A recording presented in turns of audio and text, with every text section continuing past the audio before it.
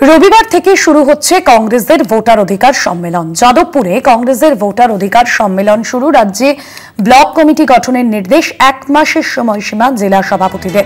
প্রত্যেক জেলায় জনসংযোগ বাড়াতে কংগ্রেসের বিশেষ কর্মসূচি। প্রার্থী বাছাই নজর এবং বিধানসভায় প্রতিটি বিধানসভায় পর্যবেক্ষক নিয়োগ করবে এআইসিসি। রাজ্যে ব্লক কমিটি গঠনের নির্দেশ, প্রত্যেক বিধানসভায় পর্যবেক্ষক নিয়োগ করবে এআইসিসি। প্রত্যেক জেলায় জনসংযোগ বাড়াতে কংগ্রেসের বিশেষ কর্মসূচি।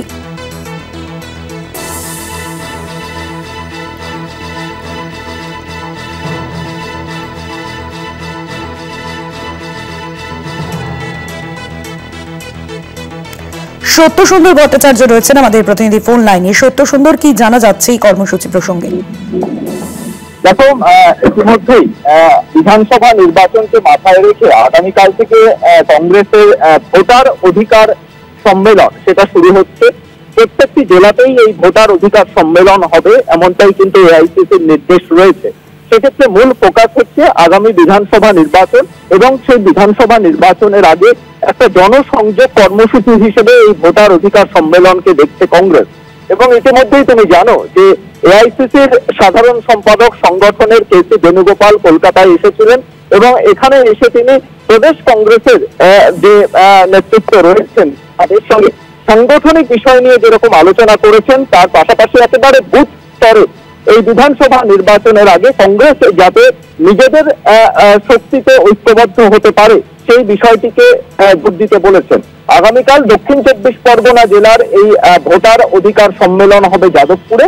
তারপর ক্রমান্বয়ে অন্যান্য জেলাতেও কিন্তু এই ভোটার অধিকার সম্মেলন হবে এবং ইতিমধ্যেই যারা দলের যে জেলা সভাপতি যারা রয়েছে তাদেরকে ব্লক কমিটি গঠনেরও নির্দেশ দেওয়া হয়েছে শীর্ষ নেতৃত্বের তরফে। এরকমই দলের যে 33 জন সাংগঠনিক জেলা সভাপতি রয়েছে তাদের আগামী 1 মাসের মধ্যে এই ব্লক কমিটি গঠনের কথা বলা হয়েছে এবং এর মাধ্যমেই কিন্তু আগামী বিধানসভা নির্বাচনের প্রার্থী বাছাইয়ের কাজ সেরে ফেলতে চাইছে কংগ্রেস। এবং সেক্ষেত্রে প্রত্যেকটি বিধানসভায় পর্যবেক্ষক নিয়োগ করা হবে এবং সেই পর্যবেক্ষক যারা থাকবেন তারা প্রাথমিকভাবে এই বিধানসভা নির্বাচনের যে প্রার্থী যাদের নাম জমা পড়বে নির্বাচন কমিটির কাছে, সেই নির্বাচন কমিটির কাছে প্রদেশ নির্বাচন কমিটি, সেই নির্বাচন কমিটির কাছ থেকে পর্যবেক্ষকরাই কিন্তু সেই নামের তালিকা এআইসিসির কাছে পাঠাবে।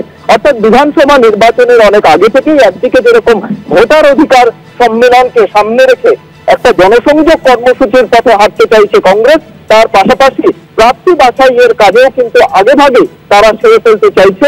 এমনটাই কিন্তু এআইসিসির নির্দেশ অনুযায়ী সেই নির্দেশ পালনের জন্য এই কর্মসূচি নেওয়া হচ্ছে বলে কংগ্রেস সূত্রে জানা যাচ্ছে।